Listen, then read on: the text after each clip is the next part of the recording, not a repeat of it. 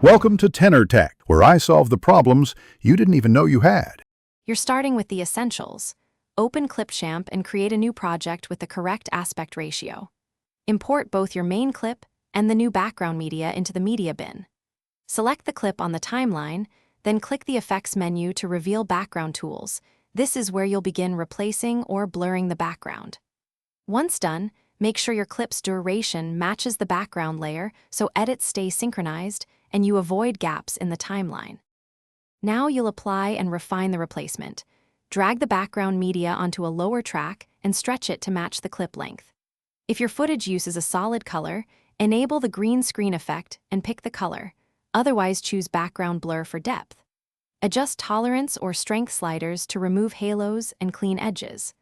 Once done, nudge the position and scale controls so the subject sits naturally against the new background, and check motion frames for consistent alignment. Finish by previewing the entire timeline at full resolution to confirm a natural composite.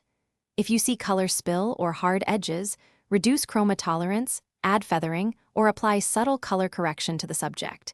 These steps remove green fringes and blend tones. If motion causes artifacts, consider frame-by-frame masking or reshooting with better lighting.